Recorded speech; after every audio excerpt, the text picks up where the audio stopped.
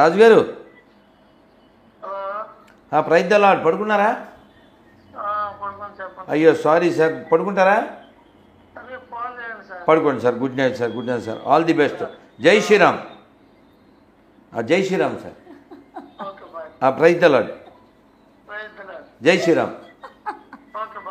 ఇది గొర్రె గొర్రె గొర్రె బతుకంతే, గొర్రె మెదడంతే, వైజాగు గొర్రెైనా బుర్ర ఉండదంతే.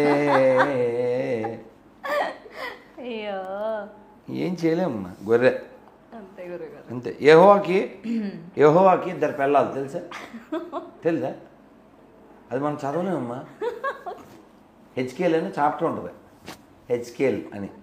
ఆ చాప్టర్ మగవాళ్ళు కూడా చదవలేదు. ఎవల అప్పములు హెచ్కేల్ చెప్పానుగా. ఎవల అప్పములు చేసి వారు చూచుచుండగా దాన్ని మనుష్య బలముతో కాల్చి భుజింపవలను. నేను చెప్పలేదు. మనం మామూలుగా పేడతో పిడకలు చేసుకుంటాగా, వాళ్ళు మనుషులు దానితోనే పిడకలు చేస్తారు.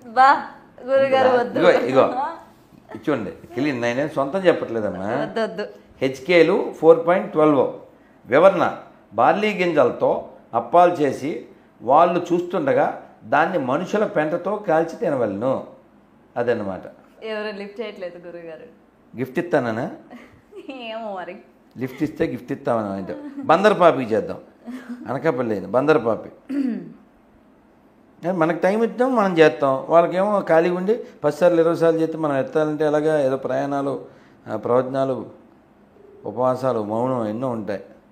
గుంటూరు మంచిపాపి. గొర్రెలన్. Hello Ravi garu, praise the lord. Radhamanohar Das అండి. రవి గారు బాగున్నారా? సార్ బిజీగా ఉన్నారా? సార్ మీరు ఆ మధ్య చేశారు, నాకు ప్రయాణాల వల్ల కుదరలేదు. సార్ మీరు ఏమన్నా చెప్తారా? నేను ఏమన్నా మాట్లాడినా? చిచ్చి, మీరు చేశారు ఎప్పుడో 10 రోజుల క్రితం, అందుకని చేశాను సార్.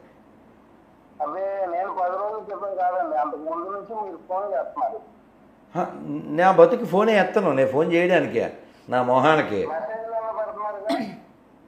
మీరేదో క్వశ్చన్ అడిగి ఉంటారు, లేదా నేను ఏదో క్వశ్చన్ అడిగి ఉంటాను, మీరు చెప్పడానికి చేసి ఉంటారు.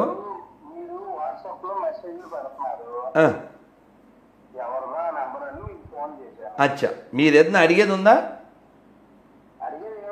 ఓకే, పడుకోండి సార్, పడుకోండి. అడిగేదండి, మేము అడిగేది అయితే ఉంది. రైట్. గుంటూరు మంచి పాపి. పాపుల్లో కూడా మంచి పాపి. అదే అన్నగా పాపు. ఎందులోది? ఎందులో? అంటే మంచి పాప అంటే అమ్మ బైబిల్ ఎక్కనవాడు అని అర్థం. బైబిల్ ఎక్కితే ఇంకా ఆ భాష వేరే ఉంటుంది. అదే అదే.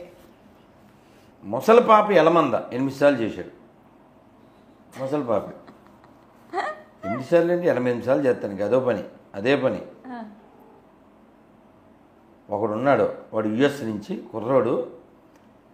అది కూడా ప్రైవేట్ నెంబర్ నుంచి చేస్తాడు. 20 సార్లు చూడమ్మా, ఎన్నిసార్లు ప్రైవేట్ నెంబర్ నుంచి? 37 సార్లు ఫోన్ మీద ఫోన్ చేస్తూనే ఉంటాడు. పోనీ ఒరే నువ్వు ఏదైనా మామూలు నెంబర్తో ఫోన్ చేయరా, లొకేషన్ పెడతా అంటే, హలో నమస్తే అండి. నమస్తే అండి, ప్రైజ్ ద లార్డ్. ఎలమంద గారు ఎవరో ఓలేటి లక్ష్మి గారి బ్యాచ్. హలో ఎవరో? బాగున్నాను సార్. ఎలమంద గారు భోజనం అయిందా?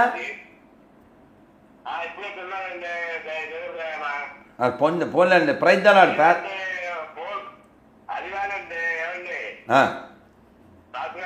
చెప్పండి సార్ ఎలమంద గారు, చెప్పండి సార్. చిచ్చి, దేవుడు ఎవడు ఉన్నాడు సార్? వాడు సార్, వాడి పేరు చెప్పండి. మీ దేవుడు మా దేవుడు అంటూ ఎవడైనా ఉన్నాడా సార్? దేవుడు సార్, మా దేవుడు కూడా ప్రభు. రామచంద్ర ప్రభుకి జై, ఎలమందకి బై. ఇప్పుడు నిద్రపడదు ఎలమంద, నిద్రపడి. ఇప్పుడు ఎందుకు చెప్పండి. రవి గారు ఫోన్ చేస్తున్నారు. రవి గారు చెప్పండి సార్. చెప్పండి సార్. అయ్యో మళ్ళీ ఆయన ఫోన్ చేస్తున్నాడు. చెప్పండి సార్. నమస్తే అండి. నమస్తే, చెప్పండి సార్. నా నెంబర్ ఎవరు ఇచ్చారండి మీకు? మీరే ఎప్పుడూ చేసి ఉంటారు సార్, లేకపోతే నాకు ఎలా వస్తుంది, నాకేం పని? నా నెంబరు మీకు ఎలా వచ్చింది? మీరు ఎప్పుడో చేసి ఉంటారు, ఎందుకంటే నా నెంబరు ఎక్కడో మీకు దొరికింటుంది, ఏదో అడగడానికి చేసి ఉంటారు, లేకపోతే నా దాంట్లో. చెప్తున్నారంటే సార్ మీకు చాలా మేధావు సార్. నా నెంబర్ ఎవరు ఇచ్చారు సార్ మీకు? నాకెలా తెలుస్తుంది సార్? బోల్డ్ మంది చేస్తుంటారు. ఇప్పుడు మీరు ఒకసారి లైన్లో ఉండండి, నేను మీకు అర్థమయ్యేలా చెప్తాను. నా కాంటాక్ట్లు ఓ 14,000 దాకా ఉన్నాయి సార్. ఒక్క నిమిషం లైన్లో ఉండండి. పిఏ నేను ఇంగ్లీష్లో కొట్టా సార్. ఎన్ని వచ్చినాయి అమ్మా కాంటాక్ట్లు? 330 వచ్చినాయి సార్. ఇంగ్లీష్లో పాపి అని కొడితే, తెలుగులో పిఐ పాపి అని కొట్టా. ఎన్ని వచ్చినాయి ఒకసారి చూడండి. ఒక్క నిమిషం లైన్లో ఉండండి. చూడమ్మా, తెలుగులో కొడితే అంటే ఆయనకి తెలియట్లేదు, ఒక్క నిమిషం పాపం. చూడు ఎన్ని వచ్చినాయమ్మా తెలుగులో కొడితే? 568. ఇలా దాదాపు. మళ్ళీ ఇందులో తెలుగులో GORRE ఎన్ని వచ్చింది చూడమ్మా? 395. సో కాబట్టి ఇలాగా ఎన్ని దాదాపు అన్ని కలిపితే 1,500 దాకా ఉన్నాయి సార్. సో ఆ 1,500 దాంట్లో ఇంక మీది ఒకటి ఎప్పుడో మీరు చేసి ఉంటారు. పోన్లేదు సార్, పడుకోండి. ఏం పడుకుంటాడు? పడుకోవాలి. ఏదైనా గురుగారు అంటే ఎప్పుడు కూడా సనాతన ధర్మం ప్రతి ఒక్కరు పాటించాలి అని మీరు ఎప్పుడు కూడా అందరికీ వచ్చి జ్ఞానోదయం అనుకోవచ్చు అనమాట. అంతే కదమ్మా. అంతేనా? ఇప్పుడు ఉదాహరణకి నీకు మారుతి 800 కారు ఉంది అనుకుందాం. నీకు ఛాన్సు పరిస్థితులు కలిసి వస్తే నెక్స్ట్ లెవెల్ కారు ఏం తీసుకుంటావు? ఏదో దానికంటే అప్గ్రేడ్. అంతే కదా, అంతే కదా, కిందకి వెళ్ళరు కదా. అలాగా ఓ మనిషి అంటే మనం ఆదిమ కాలం అనుకుందాం. ఏం తినేవాడు? పళ్ళు. బాగా ఆదిమానవుడు మాంసం, పచ్చి మాంసం. ఇప్పుడు అలా లేడుగా, అప్డేట్ అయ్యాడుగా. వండుకుంటున్నాడు, చక్కగా తింటున్నాడు, అన్ని జంతువులు తినేస్తున్నాడు. మేకల్ని, కోళ్ళని, కట్లపావుల్ని, మొసళ్ళని, తాబేల్ని, పావులు, అన్ని పురుగులతో సహా అన్ని తింటున్నారు కదా ఇవాళ. మిడతల్ని, తేళ్ళు, మండ్రగబ్బలు, జెర్లు అన్నీ తినేస్తున్నాడు. కుక్కలు రోజు 14,000 కేజీల కుక్క మాంసం వస్తుందంట ఎక్కడ, బెంగళూరులో. అదే మటనాన్ని పెట్టేస్తున్నారు. ఇది నేను విన్నాను రీసెంట్ గా, మటన్ అని చెప్పి. అవును, జస్ట్ మొన్నే. సో కుక్క మాంసం తింటున్న బెంగళూరు వాసులు. అసలు కుక్కదా నక్కదా కదా, ఎందుకు తినాలి? అది ఫస్ట్ పాయింట్. అప్డేట్ అంటే ఏంటి? జంతువుల్ని పచ్చిగా తినే స్థితి నుంచి, జంతువుల్ని కాల్చి తినే స్థితి నుంచి అసలు జంతువులు తినకుండా ఉండే స్థితి కదా. మనిషి బతకడానికి జంతువులతో పని లేదే. మనిషి బతకడానికి జంతువులు తినాల్సిన పని లేదే. ప్రతి జంతువు మనిషికి ఉపకారం చేద్దే, మనిషి ప్రతి జంతువుకి అపకారం చేస్తాడు. ప్రతి జీవిని కడుపులో పెట్టేస్తే ఖాదర్ వలి గారు ఎంత బాధపడతారో. సృష్టిలో 30% జీవుని కడుపులో పెట్టేశాడు వీడు. లేవంటే జాతులు 30% కదా, పొట్టలోకి వెళ్ళిపోయినాయి. సో కాబట్టి మనిషి అప్డేట్ అవ్వాలి. కేవలం పుస్తకంలో ఏదో రాసి ఉంది. ఉదాహరణకి నేను లాంగ్ ఎగో నా first video I think so, Jehovah menu అని కొట్టు అవుతుంది. యెహోవా మెను, అందులో ఏ జంతువులు తినాలి, ఏ పక్షులను తినాలి, అవన్నీ క్లియర్గా రాసి ఉంటుంది. అందులో ఒక్క జాంకాయ గురించి ఉండదు, ఒక మ్యాంగో గురించి ఉండదు, ఓ ధాన్యం గురించి ఉండదు. భగవద్గీతలో ఏం చెప్పారు? పత్రం పుష్పం ఫలంతోయం యోమే భక్త్యా ప్రయచ్చతి తదహం భక్త్యా ఉపహృత అశ్నామి ప్రయతాత్మన. కాబట్టి మనిషి అప్గ్రేడ్ అవ్వాలి. ఈ శరీరం దేనికి నిర్దేశించబడింది? ఈ శరీరం దేనికి నిర్దేశించబడింది? కేవలం ఏదో ప్రతి జంతువుని భుజించడానికి కాదు, భగవంతుడిని భజించడానికి. హలో, నమస్తే అండి. నాన్న జై శ్రీరామ్. ఎవరండి? ఎవరు? నాన్న సంతోషం. కదిరి కృష్ణ ఫోన్ చేస్తే స్విచ్ ఆఫ్ వచ్చింది. మరి ఏం చేయాలి? వాడు వదిలిపెట్టద్దండి, వాడు నుండి ఇంకా చాలా మంది ఆడారండి వినుస్వామి. అంటే వీళ్ళంతా మనకి పుట్టిన వాళ్ళే కదా సార్. వీళ్ళ తాతలు వీళ్ళ తండ్రులు అంతా మంచోళ్ళే సార్. వీళ్ళకి బైబిల్ ఎక్కేలా దిగజారిపోయారు కానీ వాళ్ళు మంచోళ్ళే సార్. వాళ్ళ తాతలు వాళ్ళ తండ్రులు మంచోళ్ళే. బైబిల్ ఎక్కడం వల్లే కదిరికృష్ణ అలా తయారయ్యాడు తప్ప అతను కూడా మంచోడే. నవ్ ఈజ్ ఎ పేషెంట్ అంతే. మళ్ళీ అతనికి రోగం తగ్గిపోతే మళ్ళీ అతనే భజన చేస్తాడు చూడండి. కానీ గొప్ప విషయం ఏంటంటే సార్ మీ దగ్గర గురించి మీరు ఒక్కరు 1 man army లెక్క పోరాడు ఇంకా చెయ్యాలి సార్. మనం అందరం చేయాలి సార్. కదిరికృష్ణ మనస్సు మారి అతను మారు మనస్సు పొంది చక్కగా అన్నమయ్య కీర్తనలు పాడుతూ చక్కగా అన్నమయ్య ఎంత చక్కగా కీర్తించాడు. ఇతడొకడే సర్వేశ్వరుడు సితకమలాక్షుడు శ్రీ వెంకటేశుడు ఇతడొకడే సర్వేశ్వరుడు. ఈ పాట కదిరికృష్ణ పాడాలి. ఎందుకు పాట సార్? పాడైన కదిరి పాడైనాడు బైబిలు ముదిరి బాగుపడతాడు దెబ్బ తగిలితే అదిరి అతని రోగం కుదిరి దారికొస్తాడు మన కదిరి ధిరి.